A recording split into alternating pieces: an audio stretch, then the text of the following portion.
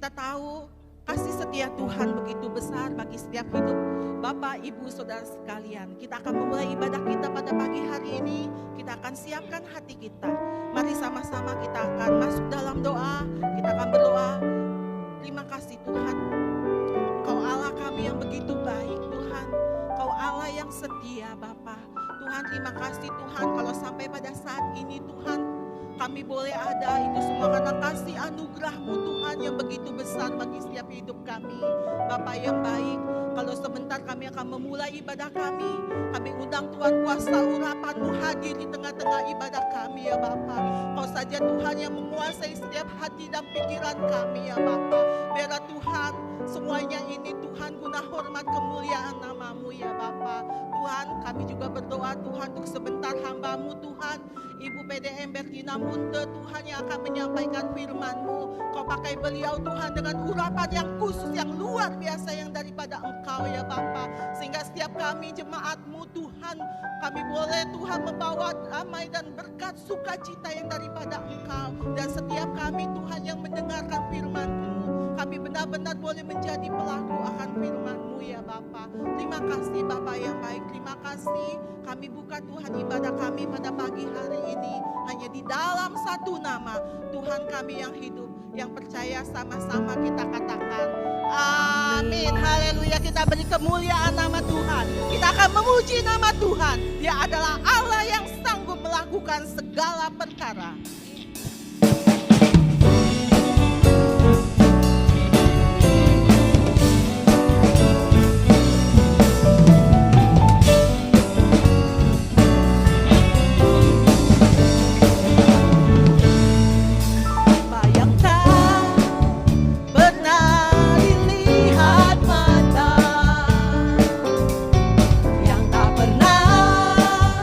Didengar telinga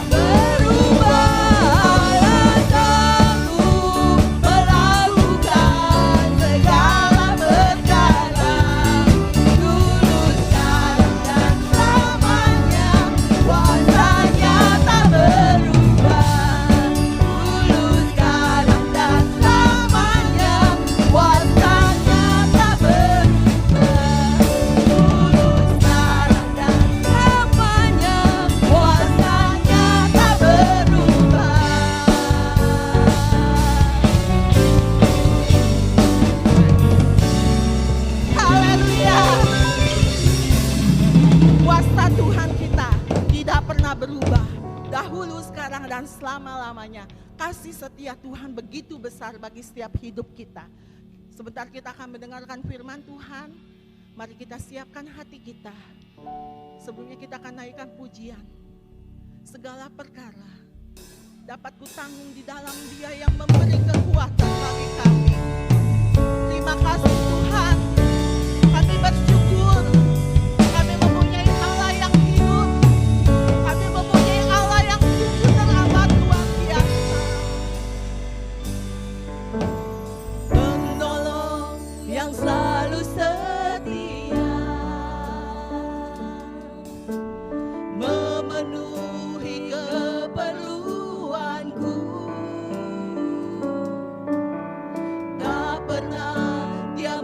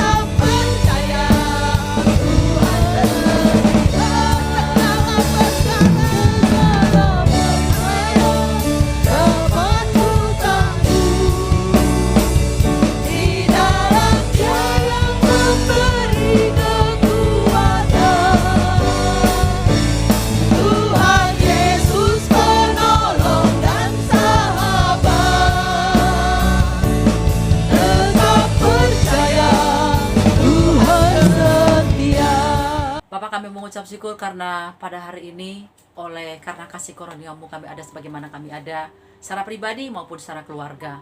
Tuhan, terima kasih karena kasih-Mu tidak pernah berhenti kepada kami. Kebaikan-Mu selalu Engkau curahkan di setiap pribadi kami masing-masing. Dan hari ini atas izin Tuhan kami beribadah secara online, tapi kami percaya kehadiran-Mu tidak terbatas. Engkau hadir di setiap hati kami, di setiap rumah-rumah kami, atau di mana saja pun kami berada.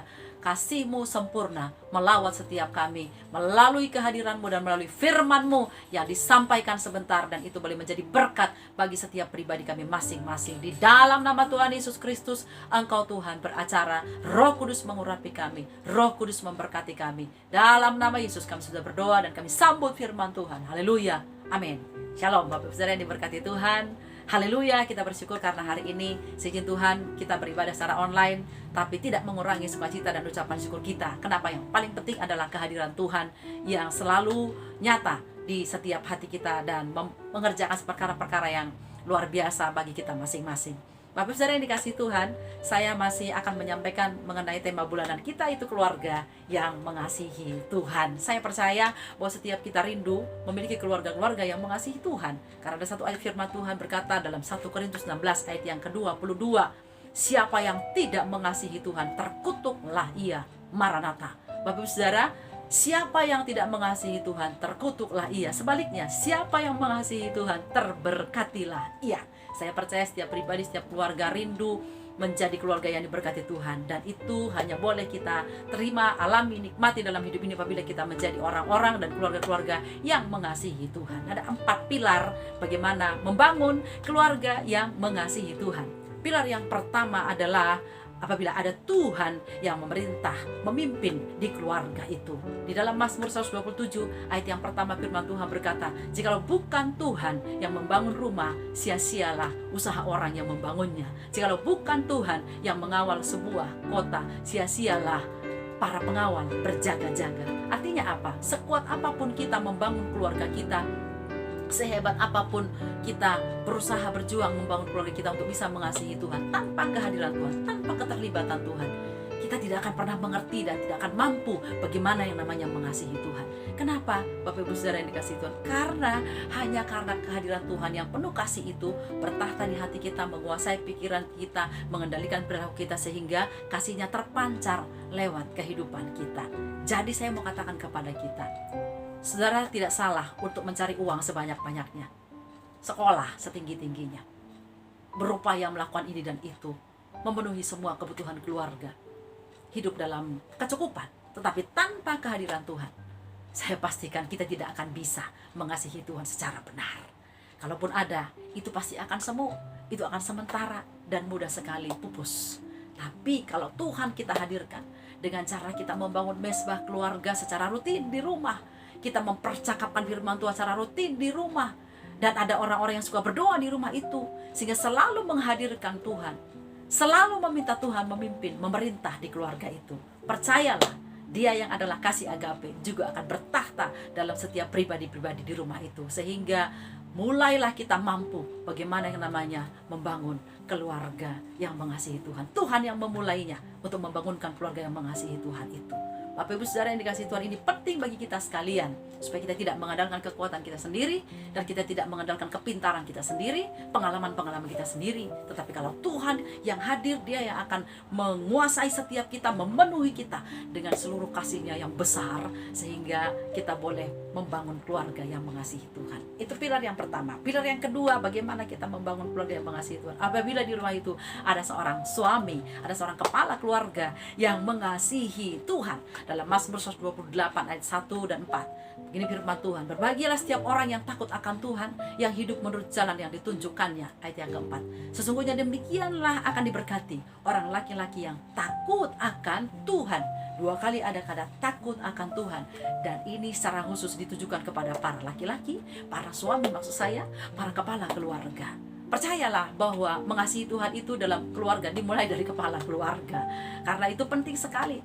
Para suami, para ayah, memiliki sebuah pemahaman bagaimana bisa mengasihi Tuhan. Ya, itu terjadi kalau engkau adalah orang yang mengenal Tuhan secara pribadi, sehingga engkau juga mengenal kasih-Nya, mengalami kasih-Nya, menghidupi kasih-Nya. Tapi bayangkan kalau seorang kepala keluarga tidak mengenal Tuhan, tidak mungkin dia mengenal kasih itu. Makanya itu, Bapak-bapak, ayo, saudara harus memulai hubungan yang begitu akrab, intim dengan Tuhan, sehingga kasih yang kau pancarkan kepada suami dan kepada anak-anak bukanlah kasih manusiawi semata, tapi terutama adalah kasih ilahi, kasih agape, kasih Bapa, sehingga jauh daripadamu melakukan kekerasan dalam rumah tangga, jauh daripadamu melakukan kejahatan-kejahatan, melakukan dosa-dosa yang lain, dan engkau bisa menjadikan itu teladan kepada istri dan anak-anakmu, sehingga mereka bisa berkata, saya bangga punya papa seperti papa saya bangga punya suami seperti suami saya, karena darinya saya belajar bagaimana takut Tuhan, bagaimana mengasihi Tuhan. Saya tahu itu bukanlah sulapan, itu tidak terjadi dalam satu hari,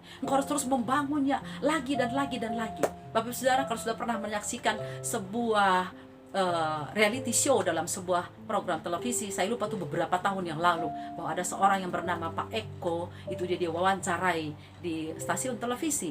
Dia bukan seorang Kristen, tapi dia punya kasih yang begitu luar biasa terhadap istrinya, karena istrinya itu kemudian setelah beberapa tahun menikah mengalami stroke, ya. Dan si Pak Eko ini adalah seorang pekerja, seorang yang dikenal dalam sebuah perusahaan, bahkan mungkin pemimpin perusahaan itu.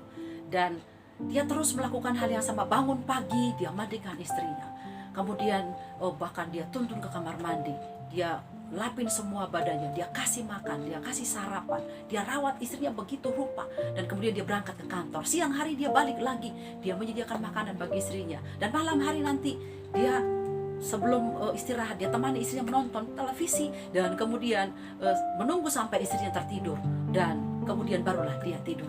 Dan ketika ditanya di dalam reality show itu, berapa lama Bapak melakukan ini kepada istri sebagai bukti mencintai, dia berkata 25 tahun.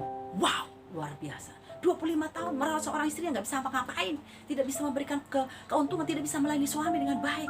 Tapi itu bukanlah kasih agape. Memang manusia bisa dididik seperti itu, punya kasih yang begitu kuat terhadap pasangannya. Dan anak-anaknya berkata, Pak, kami sudah menanyakan kepada mama, Pak boleh kembali untuk mencari istri karena kepercayaan kita membolehkan itu. Tapi dia berkata, tidak mungkin aku membiarkan meninggalkan mamimu dalam keadaan yang seperti itu, karena aku sudah berjanji dari awal aku akan mengasihi dan mencintai dia sampai akhir hayat. Bagaimana dengan bapak-bapak sebagai kepala keluarga di sini? Apakah sudah bisa mempraktekkan firman Tuhan yang betul-betul kasih yang tanpa batas itu, kasih yang tanpa syarat itu, apapun keadaan istri, apapun keadaan anak-anak, bahwa bapak-bapak adalah orang yang pertama di rumah itu menunjukkan bapak-bapak mengasihi Tuhan dengan cara mengasihi istri dan anak-anak. Dan itu bisa terjadi kalau bapak-bapak mengenal Tuhan, bergaul karib dengan Tuhan, sehingga kasihnya yang mengalir dalam hidupmu, memenuhi hidupmu, itu engkau alirkan kepada seisi rumahmu, dan engkau menjadi teladan dalam hal mengasihi Tuhan.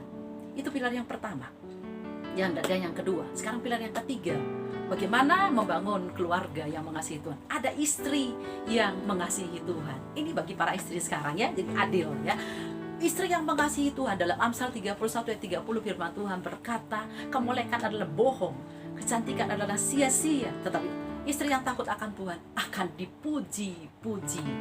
Ya, tidak salah kalau para istri ini cantik, molek, tidak salah. Tapi itu akan menjadi bohong, itu akan menjadi sia-sia tanpa disertai takut Tuhan, tanpa disertai mengasihi Tuhan. Kenapa? Karena semua itu jadi palsu, semua itu jadi kebohongan, jadi kemunafikan. Jadi yang paling penting adalah hatimu mengasihi Tuhan. Hai para ibu, hai para istri, dengarkan firman Tuhan ini. Dan bagaimana engkau bisa mengasihi Tuhan, bagaimana engkau bisa mencintai Tuhan. Takutlah akan Tuhan. Tadi firman Tuhan berkata, jadi persoalan takut akan Tuhan bukan hanya bagi para suami dan kepala keluarga, tapi juga bagi para istri. Bagaimana istri yang takut akan Tuhan itu, dia akan menjadi penolong yang berfungsi di dalam rumah tangganya, penolong bagi suaminya. Bukankah itu tujuan Tuhan menciptakan para ibu, para istri menjadi penolong? Dan jika engkau tidak menjadi penolong, engkau gagal menggenapi rencana Tuhan dalam kehidupanmu. Engkau tidak sungguh-sungguh menjadi seorang perempuan seperti yang Tuhan kehendaki. Dan ketika kasih Allah mengalir di hatimu, maka hatimu akan selalu bangkit untuk menolong suamimu. Hatimu akan selalu bangkit bersemangat menolong anak-anakmu, bahkan orang-orang yang ada di sekitarmu. Sehingga tenagamu juga bangkit, pikiranmu bangkit, semangatmu bangkit untuk menolong seisi rumahmu. Bagaimana membawa mereka untuk mengalami pertolongan dari Tuhan. Dan kalau Roh Kudus memenuhi engkau sebagai penolong sejati itu, Dia akan memampukan engkau. Firman Tuhan berkata, dan kita dalam berpengharapan kepada Tuhan, kita tidak akan kecewa. Kenapa? Karena kasih Tuhan dicurahkan oleh Roh Kudus penuh dalam hati kita. Para istri, para ibu-ibu, engkau bisa capek, engkau bisa lelah, engkau bisa mungkin stres, hampir depresi. Tapi saya mau katakan, kalau engkau mengerti firman Tuhan ini, bahwa Tuhan memang menempatkan engkau sebagai seorang penolong, dan berfungsilah untuk menjadi seorang penolong, membangun keluarga ini bersama dengan suami untuk menjadi keluarga yang mengasihi Tuhan. Dan seorang istri yang mengasihi Tuhan itu, dia bukan hanya menjadi penolong yang berfungsi, tapi juga dia menjadi seorang istri yang tunduk kepada Tuhan. Sehingga dengan demikian dia tunduk kepada suami di dalam Tuhan. Ibu-ibu yang dikasihi Tuhan, para istri yang luar biasa, wanita-wanita Allah yang hebat, saya mau katakan kepadamu bahwa kita tidak bisa berkata, saya tunduk kepada Tuhan, saya mengasihi Tuhan, saya mencintai Tuhan, tetapi kita tidak bisa tunduk kepada suami, kita tidak menghormati suami kita. Menurut saya itu sebuah kebohongan ya. Karena kalau kita tunduk kepada Tuhan, kita tunduk kepada suami juga. Bagaimana kita tunduk kepada Tuhan yang tidak kelihatan, kalau kita nggak bisa tunduk kepada suami yang kelihatan? Jadi ketertundukan kita kepada Tuhan, penghormatan kita kepada Tuhan itu dimulai dari bagaimana kita tunduk kepada suami. Tentu di dalam Tuhan. Kalau suami, ibu-ibu membawa ibu-ibu atau mengarahkan, mengajar ibu melakukan dosa, tentu jangan melakukannya. Tetapi juga tidak harus marah kemudian dan berkata, aku tidak sanggup punya suami seperti engkau. Didoakan, Bu, ya, hidup saleh, hidup takut akan Tuhan. Nanti Tuhan akan berperkara, Tuhan akan bekerja di dalam kehidupannya, sehingga suami ini boleh dimenangkan melalui kelakuan istrinya. Kan begitu firman Tuhan berkata, ya. Dan dengan demikian anak-anak juga bisa tunduk kepada suamimu, kepada ayahnya, bahkan tunduk kepada Tuhan juga.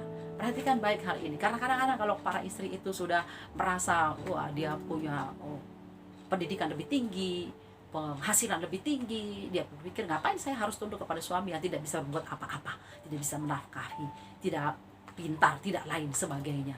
Saya berkata kepadamu, ketika Tuhan mempertemukan engkau dengan suamimu, ada rencana Allah yang luar biasa, bahwa engkau harus menolong suamimu untuk dia bisa menjadi seorang kepala keluarga yang berfungsi dengan baik. Kalau seorang kepala keluarga tidak berfungsi dengan baik, penolongnya pasti ada something wrong, ada sesuatu yang salah berarti di situ. Jadi jangan hanya menyalahkan suamimu, koreksi dirimu. Apa engkau sudah mengasihi Tuhan dengan cara engkau berfungsi sebagai penolong dan engkau tunduk kepada Tuhan melalui tunduk kepada suami?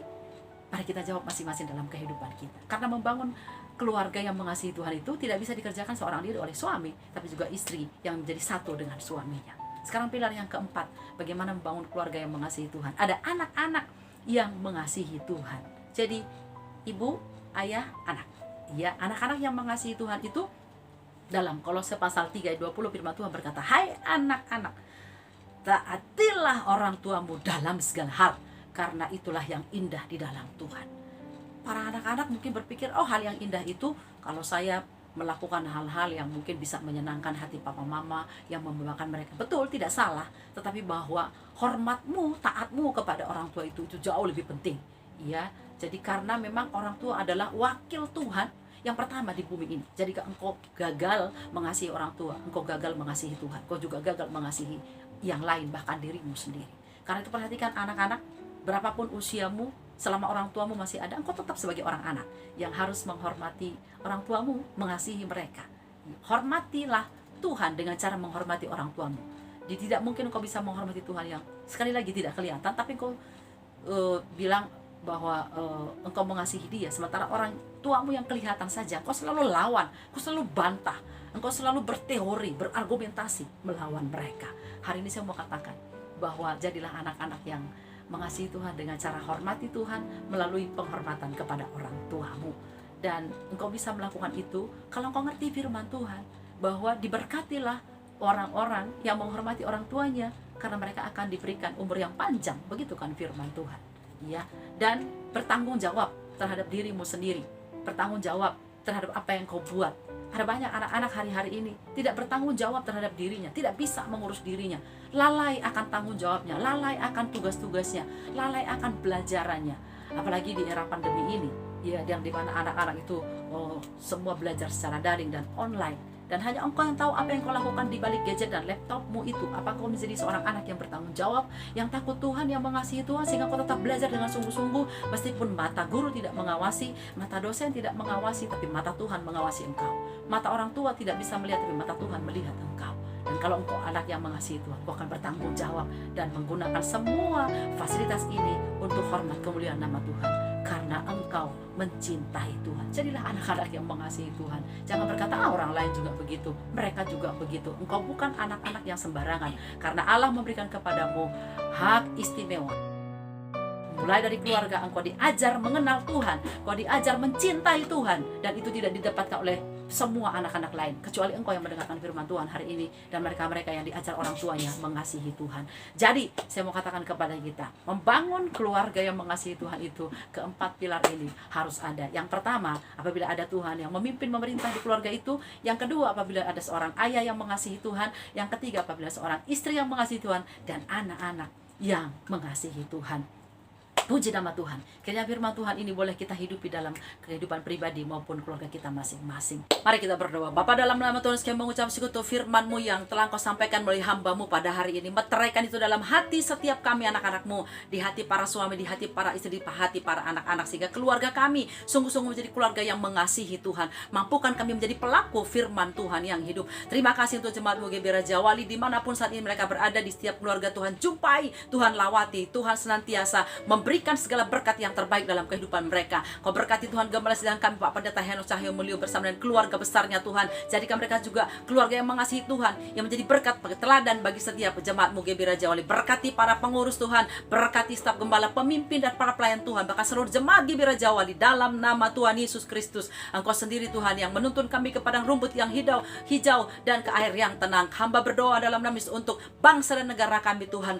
Kuatkan bangsa ini, sembuhkan, pulihkan bangsa ini. Berkati Pak Jokowi berserta dengan semua jajarannya Tuhan, untuk mampu membawa bangsa ini kepada seluruh kehendak Tuhan, menjadi bangsa yang adil, menjadi bangsa yang makmur, menjadi bangsa yang senantiasa takut akan Tuhan. Terima kasih Tuhan, kami mengucap syukur kepada Engkau. Biarlah kehendak-Mu yang jadi dalam kehidupan kami dan bukan kehendak kami. Kami percaya firman-Mu selalu digenapi, firman-Mu tidak akan pernah kembali dengan sia-sia, tapi akan melaksanakan apa yang menjadi tujuannya. Terpujilah Engkau Bapa yang baik, bagimu segala kemuliaan, pujian, hormat dari selama-lamanya sampai selama-lamanya. Sekarang turunkan berkat-Mu atas setiap kami. Bapak Ibu Saudara, mari angkat kedua tangan-Mu dan terimalah berkat yang datang daripada Tuhan.